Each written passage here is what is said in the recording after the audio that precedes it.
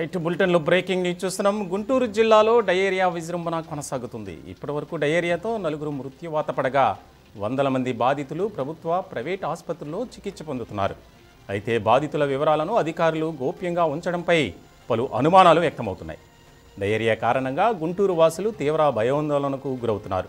కనీసం సురక్షిత నీరు కూడా అందించడం లేదని ప్రతిపక్ష నేతలు విమర్శలు గుప్పిస్తున్నారు.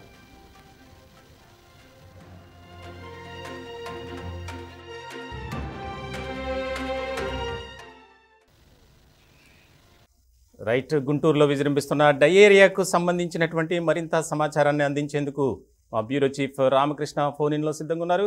రామకృష్ణ, ఏంటి పరిస్థితి?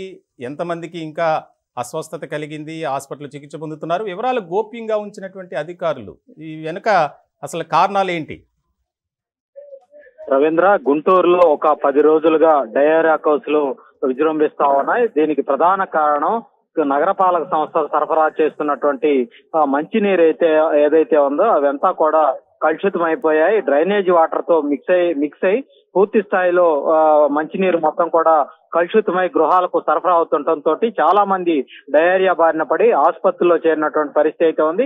ఇప్పటికే ఒక ప్రభుత్వ ఆసుపత్రిలోనే 200కు పైగా కేసులు అక్కడ బాధితులంతా కూడా చికిత్స పొందుతా ఉన్నారు. ప్రస్తుతం అయితే కొంతమంది డిశ్చార్జ్ అవగా సుమారుగా ఒక 50 మంది ఇంకా ఆ ప్రభుత్వ ఆసుపత్రిలోనే చికిత్స పొందుతున్నటువంటి పరిస్థితి అయితే ఉంది. ఇప్పటి వరకు 4 మృత్యువాత పడిపోయారు.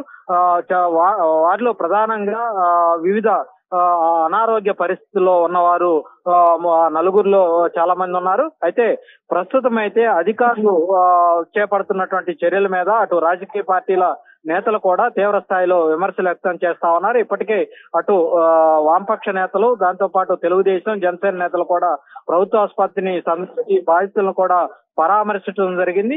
అయినప్పటికీ కూడా కార్పొరేషన్ అధికారులు నామమాత్రపు చర్యలు చేపడతా ఉన్నారు.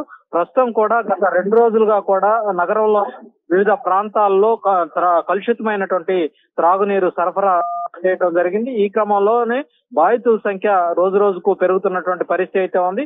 ప్రభుత్వ ఆసుపత్రిలోనే 200 మంది డయేరియా బాధితులు ఉంటే అటు ప్రైవేట్ ఆసుపత్రులకు సంబంధించి ఇప్పటివరకు కూడా లెక్కలు చేయాల్సినటువంటి పరిస్థితి. కనీసం ప్రైవేట్ హాస్పిటల్లో చాలా మంది పేదలు ప్రభుత్వ వైద్యం సరిగా అందదన్నటువంటి ప్రధాన ఉద్దేశంతో చాలా మంది ప్రైవేటు ఆసుపత్రులను అటు ఆర్ఎంపీ డాక్టర్లను కూడా ఆశ్రయిస్తున్నటువంటి పరిస్థితి అయితే ఉంది. చాలా మంది బాధితులు ఉన్నట్లు తెలుస్తా ఉంది. మరోవైపు జిల్లా వైద్య ఆరోగ్య శాఖ అధికారులు కూడా కనీసం వాళ్ళ వద్ద ప్రైవేట్ ఆసుపత్రిలో ఎంతమంది ఈ కలుషిత నీటి కారణంగా డయేరియా వల్ల ఆసుపత్రిలో చేరారు అన్న కనీస లెక్కలు కూడా లేనటువంటి పరిస్థితి. మరోవైపు జిల్లా కలెక్టర్ తో పాటు నగరపాలక సంస్థ కమిషనర్, మేయర్ వీళ్ళంతా కూడా నగరంలో విస్తృత స్థాయిలో పర్యటిస్తా ఉన్నారు. ఎక్కడైతే డ్రైనేజ్ వాటర్ పైప్ లైన్లో కలుస్తా ఉన్నాయో వాటన్నిటినీ కూడా తిరిగి రెక్టిఫై చేసే కార్యక్రమాలన్నీ కూడా కొనసాగిస్తున్నటువంటి పరిస్థితి అయితే. మరోవైపు మనం చూసుకున్నట్లయితే ప్రధానంగా గుంటూరు నగరంలో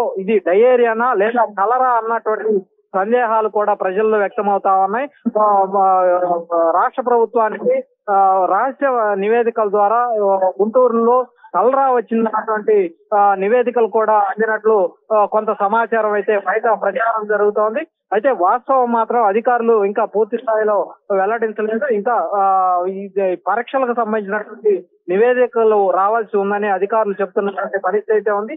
ఏదేమైనప్పటికైతే గుంటూరు నగరంలో త్రాగునీటి కలుషితం కారణంగా డయేరియాతో చాలా మంది బాధితులు ఇబ్బందులు పడుతున్నటువంటి పరిస్థితి అయితే ఉంది. రవీంద్ర.